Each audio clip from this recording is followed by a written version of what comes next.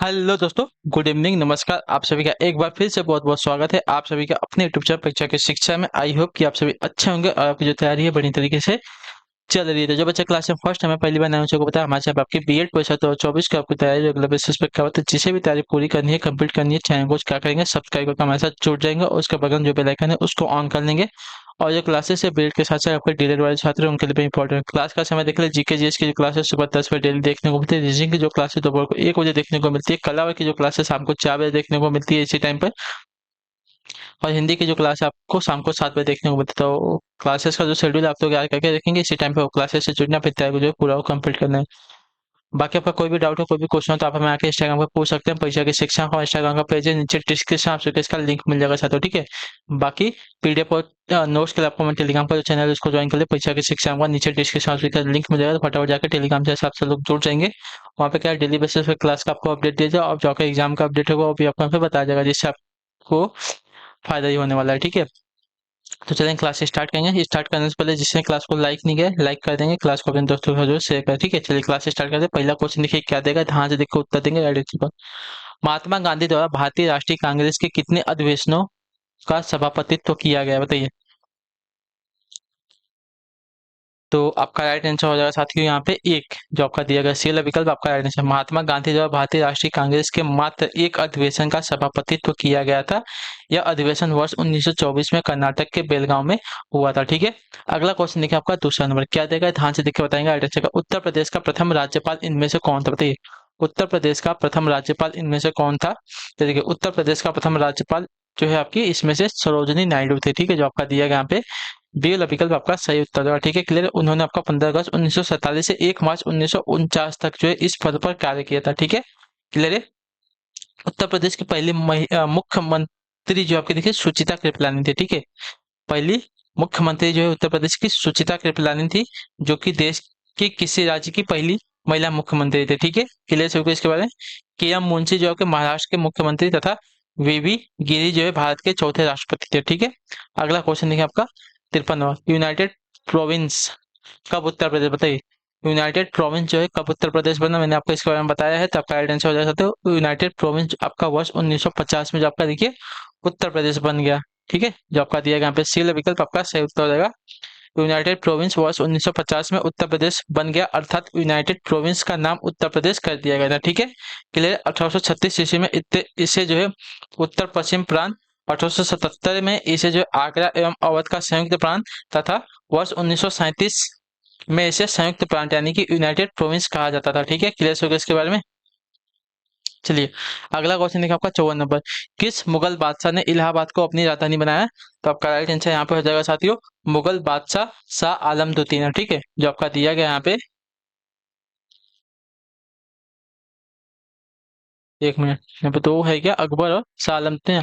तो आपका right answer हो जाएगा साथियों शाह आलम द्वितीय, जो आपका दिया गया यहाँ पे बी विकल्प आपका सही उत्तर, ठीक है। मुगल बादशाह शाह आलम द्वितीय ने इलाहाबाद को अपनी राजधानी बनाया। उसने अंग्रेजों के खिलाफ बक्सर का युद्ध 1764 ईस्वी में लड़ा तथा पराजित हुआ, ठीक है। फलस्वरूप उसे इलाहाबाद की संधि 1765 में करनी पड़ी और कड़ा एवं इलाहाबाद का क्षेत्र जो है प्राप्त हुआ। बक्सर के युद्ध से अंग्रेजों का जो है संपूर्ण भारत पर प्रभुत्व स्थापित हो गया, ठीक है। अगला क्वेश्चन 55 नंबर। जयचंद के विश्वासघात के कारण पृथ्वीराज चौहान की पराजय हुई, कालांतर में जयचंद कब और कहाँ मारा गया? तो आपका राइट आंसर हो जाएगा साथियों चंदावर के युद्ध 1114 में 94 में, ठीक है, जो आपका दिया गया यहाँ पे बी वाला विकल्प आपका राइट आंसर। जयचंद के विश्वासघात के कारण पृथ्वीराज चौहान की पराजय हुई, कालांतर में जयचंद को जो है चंदावर के युद्ध 1194 ईस्वी में मोहम्मद गौरी ने पराजित कर मार डाला था, ठीक है। क्लियर से कोई इसके बारे में। जयचंद जो है कन्नौज का शासक था, उसे आपका देशद्रोही भी कहा जाता था, ठीक है। अगला क्वेश्चन देखा आपका 56 नंबर। कन्नौज से पूर्व हर्षवर्धन कहाँ का शासक था? देखिए कन्नौज से पूर्व हर्षवर्धन जो आपका थानेश्वर का शासक था, ठीक है। थानेश्वर जो आपका दिया गया डी वाला विकल्प आपका सही उत्तर हो जाएगा। उसका शासनकाल आपका 606 से लेकर 647 ईस्वी तक था। वह जो है भारत का अंतिम हिंदू सम्राट माना जाता है, ठीक है। उसके समय चीनी यात्री वेनसांगा भारत आया था। वेन्स हर्षवर्धन ने प्रयाग में महामोक्ष परिषद का आयोजन भी करवाया था, ठीक है। अगला क्वेश्चन देखिए 57 नंबर, ध्यान से देखिएगा बताइएगा। उत्तर प्रदेश में वह कौन सा एकमात्र क्षेत्र है जहां तांबा पाया जाता है? तो उत्तर प्रदेश का एकमात्र क्षेत्र आपका जो है साथियों यहाँ पे ललितपुर है, जहाँ पे आपका क्या तांबा पाया जाता है, जो आपका सी विकल्प देगा आपका पे राइट आंसर। ठीक है, क्लियर को यह ललितपुर के सोनराई क्षेत्र में मिलता है। यहाँ जो है आपकी आग्नेय एवं परतदार चट्टानों में 3 से 6% तक तांबा उत्पन्न होता है। ठीक है, अगला क्वेश्चन 58 नंबर बताएगा दार्शनिक लाइव नित्यज। ठीक है, लाइव नित्यज के द्रव्य को क्या कहा जाता है बताइए। दार्शनिक लाइव नित्यज के द्रव्य को क्या कहा है? तो दार्शनिक लाइव नित्यज ने द्रव्य को आपका क्या कहा है? तो द्रव्य को इन्होंने जो आपका कहा है साथियों,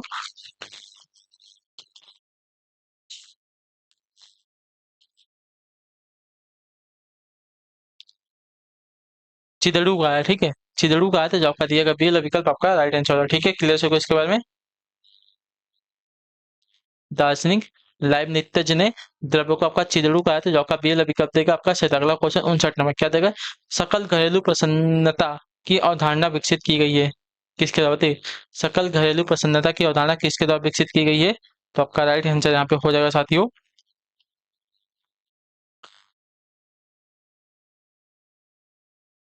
किसके द्वारा?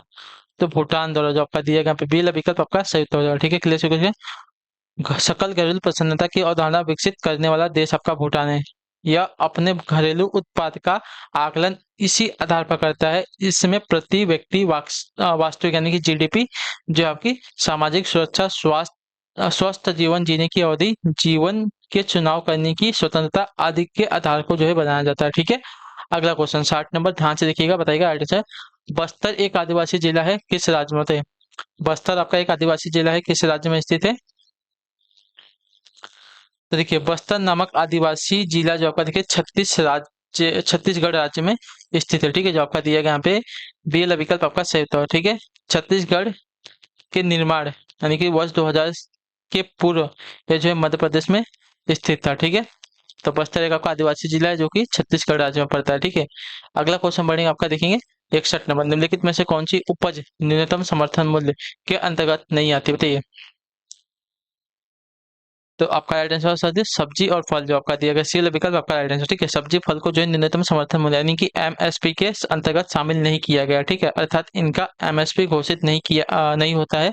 तंबाकू, धान, पटसन, कोपरा, गेहूं, ज्वार, बाजरा आदि इत्यादि जो है फसलों का न्यूनतम समर्थन मूल्य घोषित किया जाता है। ठीक है, अगला क्वेश्चन 62 नंबर ध्यान से देखिएगा, उत्तर देगा हाथ से मैला उठाने के कार्य को भारत में कब से प्रतिबंधित किया गया था बताइए।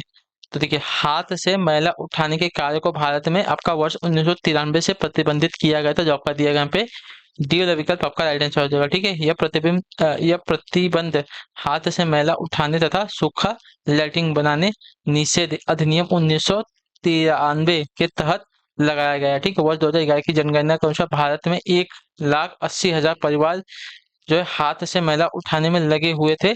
इस दृष्टि से महाराष्ट्र राज्य पहले पायदान पर था। ठीक है,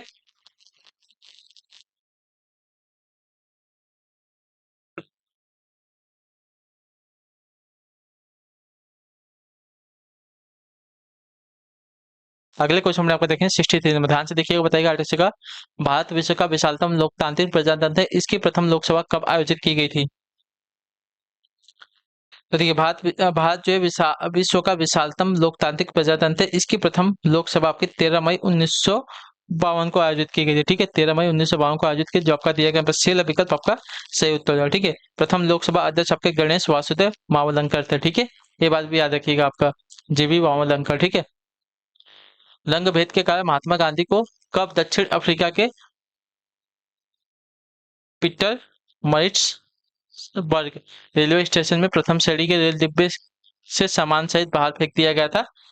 तो आपका राइट आंसर हो जाएगा यहाँ पे 1893 ईस्वी में, जो आपका दिया गया डी विकल्प आपका राइट आंसर। रंग भेद के कारण महात्मा गांधी को 1893 ईस्वी में दक्षिण अफ्रीका के पीटर मरिट्सबर्ग रेलवे स्टेशन के प्रथम श्रेणी के रेल के डिब्बे से सामान सहित बाहर फेंक दिया गया था। ठीक है, इस घटना के बाद महात्मा गांधी ने दक्षिण अफ्रीका में 20 वर्षों तक रहकर रंगभेद के खिलाफ आंदोलन किया और सफलता भी प्राप्त की। ठीक है,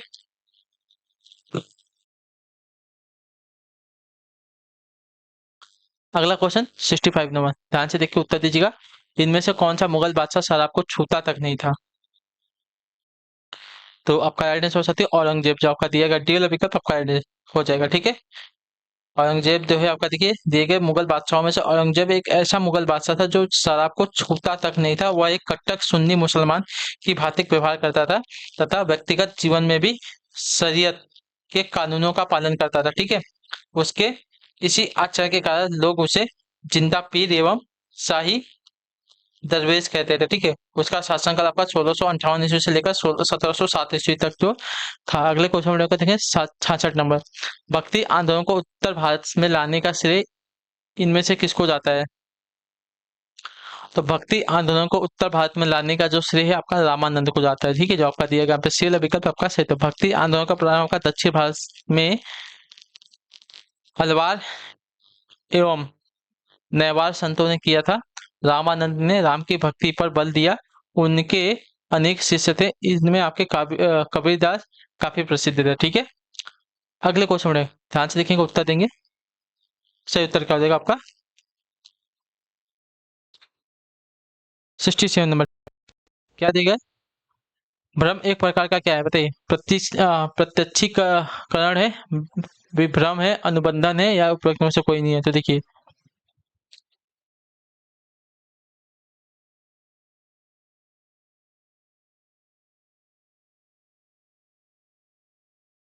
भ्रम एक प्रकार का आपका प्रत्यक्षीकरण है। जो आपका दिया गया ये वाला विकल्प आपका सही उत्तर होगा, ठीक है। चलिए अगले क्वेश्चन में आपको देखिए 68 नंबर। निम्नलिखित विकल्पों में से कौन सा सही ढंग से ग्रहों को उनके आकार में अवरोही क्रम में दर्शाता है?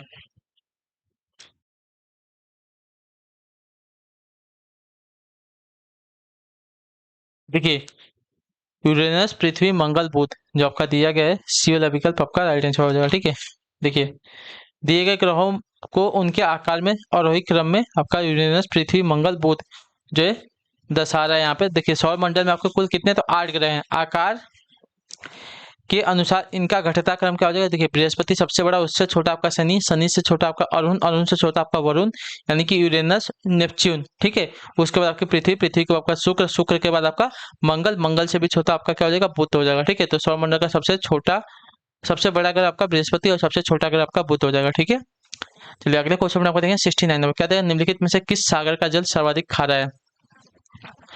तो मृत सागर का जो आपका डी वाला विकल्प देगा आपका सही उत्तर। दिए गए सागरों में से मृत सागर का जल सबसे अधिक खारा है। इसकी लवणता आपकी 238% है। वैसे विश्व में सर्वाधिक खारी झील आपकी तुर्की की विन झील है, ठीक है। सॉरी, तुर्की की वान झील है, ठीक है। इसकी लवणता आपकी 330% है। समुद्री जल की औसत लवणता आपकी 35 प्रति हजार होती है, लेकिन यहाँ पे आपकी 238% है मृत सागर की, ठीक है। अगला क्वेश्चन है 70 नंबर। ध्यान से देखिएगा, बताइएगा जहां ऋतु के अनुसार पेड़ों से पत्तियां झड़ जाती हैं उन्हें क्या कहते हैं? देखिए जहां ऋतु के अनुसार पेड़ों से पत्तियां झड़ जाती है वहां क्या कहते हैं? तो उन्हें जो आपका देखिए पर्णपाती वृक्ष कहते हैं, पर्णपाती वन कहते हैं। तो जो आपका दिया गया है विकल्प आपका राइट आंसर। इन्हें मानसूनी वन भी कहा जाता है। भारत में इस प्रकार की वनस्पति आपकी सर्वाधिक पाई जाती है, ठीक है। पर्णपाती वनों में आपके देखिए मुख्यतः सौल, सागौन, पीपल, नीम, शीशम, आम आदि के वृक्ष पाए जाते हैं, ठीक है।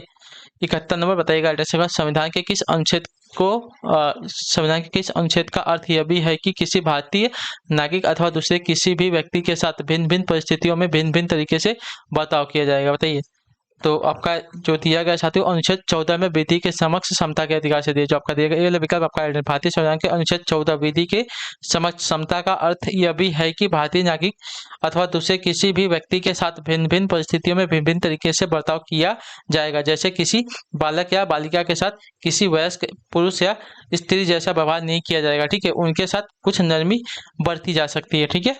अगले क्वेश्चन में आपको देखें 72 नंबर। ध्यान से देखिएगा, बताएगा राष्ट्रपति द्वारा प्रख्यापित अध्यादेशों के संदर्भ में निम्नलिखित में से कौन सा आपका सही है? तो देखिए राष्ट्रपति द्वारा घोषित अध्यादेशों के संदर्भ में दिया गया कथन आपका जो दिया गया है कौन सा? राष्ट्रपति द्वारा घोषित अध्यादेश की शक्ति कानून के समतुल्य है। पहला कथन जो दिया गया आपका यहाँ पे कैसा है? सत्य है, ठीक है। क्लियर? क्योंकि राष्ट्रपति द्वारा घोषित अध्यादेश की शक्ति कानून के समतुल्य ही होती है, ठीक है। कथन भी आपका गलत है क्योंकि संसद के दोबारा बैठने पर बैठक की तारीख से 6 सप्ताह के बाद अध्यादेश निष्क्रिय हो जाता है, ठीक है, न कि 3 सप्ताह के बाद, ठीक है। तो जो दिया गया यहाँ पे ये वाला कथन गलत हो, तो केवल और केवल आपका यहाँ पे एक कथन राइट आंसर। अगला क्वेश्चन देखिए 73 नंबर, क्या दिया गया है? हिंद महासागर कृत्रिम रूप से किस नहर के माध्यम से भूमध्य सागर को जोड़ता है? तो देखिए स्वेज नहर के कारण जो आपका दिया गया डी वाला विकल्प आपका राइट आंसर होगा। ठीक है, हिंद महासागर यानी कि लाल सागर जो है कृत्रिम रूप से स्वेज नहर के माध्यम से भूमध्य सागर से जुड़ता है। ठीक है, इसका निर्माण आपका 1859 ईस्वी में फ्रांसीसी इंजीनियर फर्डिनेंड की देखरेख में हुई थी। ठीक है, स्वेज नहर आपकी 162 किलोमीटर लंबी तथा 60 मीटर चौड़ी तथा 16.5 मीटर आपकी गहरी है। ठीक है, 1869 ईस्वी में यह नहर आपकी यातायात के लिए खोली गई थी। ठीक है, अगला क्वेश्चन 74 नंबर, ध्यान से देख के बताएंगे। राज्य के नीति निर्देशक सिद्धांत संविधान के भाग 4 के रिक्त स्थान में निहित थे। किस में निहित थे? तो आपको मैंने बताया है अनुच्छेद 36 से लेकर 51 के, जो आपका दिया गया यहाँ पे डी वाला विकल्प आपका सही उत्तर होगा। ठीक है, राज्य के नीति निर्देशक सिद्धांत संविधान के भाग 4 के अनुच्छेद 36 से 51 तक जो आपके निहित यानी कि वर्णित है। ठीक है, इसके माध्यम से राज्य को जो है लोक कल्याणकारी कार्य करने का निर्देश दिया गया है। इन्हें न्यायालय द्वारा लागू नहीं कराया जा सकता। ठीक है, 75 नंबर, गरीबी रेखा के नीचे के लोगों का अनुपात किसके द्वारा अनुमानित किया जाता है? तो आपका राइट आंसर यहाँ पे हो जाएगा गरीबी रेखा के नीचे के लोगों का अनुपात जो है लोगों की संख्या के अनुपात द्वारा अनुमानित किया जाता है। ठीक है, तो जो आपका दिया गया पे ए विकल्प आपका सही उत्तर हो जाएगा। ठीक, क्लियर हो गया इसके बारे में। भारत में गरीबी का अनुपात आपका 32.7% 2010 में, जो प्रतिदिन आपका 1.25 US डॉलर नहीं कमा पाते हैं। ठीक है, छत्तीसगढ़ एवं उड़ीसा सर्वाधिक गरीब जो है राज्य है इस मामले में। अगले क्वेश्चन में आपका देखेंगे 76 नंबर, प्रत्ययस्फीति का अर्थ क्या बताइए? प्रत्ययस्फीति का क्या अर्थ है? देखिए प्रत्ययस्फीति का अर्थ होता है साथियों सरकार की ओर से एक मौद्रिक हस्तक्षेप के माध्यम से अपस्फीति का सुविचारित वित्तकर्मा करना। ठीक है, तो आपका जो दिया गया यहाँ पे बी वाला विकल्प आपका आंसर, अर्थात मुद्रास्फीति देश में मंदी की स्थिति उत्पन्न करती है। इसी से उबरने के लिए जो है सरकार एक कदम उठाती है जिससे आपका अर्थव्यवस्था को मंदी से उबारा जा सकता है। ठीक है, चलिए अगले क्वेश्चन में देखेंगे 77 में, क्या देगा? निम्नलिखित में कौन चिपको आंदोलन से के साथ जुड़े हुए? बताइए निम्नलिखित में से कौन आपका चिपको आंदोलन के साथ जुड़े हुए हैं? तो देखिए सुंदर लाल बहुगुणा और आपके चंदी प्रसाद भट्ट, ये दोनों जो आपके देखिए चिपको आंदोलन के साथ जुड़े हुए नेता हैं। तो जो आपका ए और बी दिएगा आपका यहाँ पे राइट आंसर होगा। ठीक है, ए और बी आपका यहाँ पे राइट होगा। ठीक,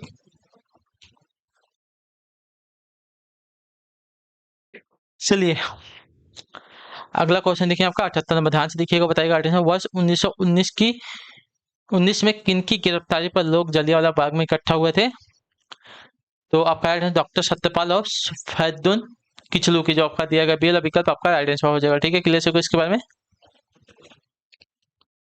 और यह कब घटित हुआ था? तो 13 अप्रैल 1919 की ये घटना हुई थी। ठीक है, जलियांवाला बाग की, क्लियर है, जिसपे किसने? तो जनरल डायर ने अंधाधुंध गोलियां चलवाई थी। ठीक है, अगला क्वेश्चन देखिए 79 नंबर, ध्यान से देखिएगा, बताएंगे भारतीय सेना द्वारा आजाद कराने से पहले गोवा एक कैसा प्रदेश था? डेनिश प्रदेश था, पुर्तगाली था, स्पेनिश था या फ्रांसीसी था? तो देखिए भारतीय सेना द्वारा आजाद कराने से पहले गोवा आपका एक पुर्तगाली प्रदेश था। ठीक है, जो आपका दिया गया बी वाला विकल्प आपका सही उत्तर होगा। ठीक है,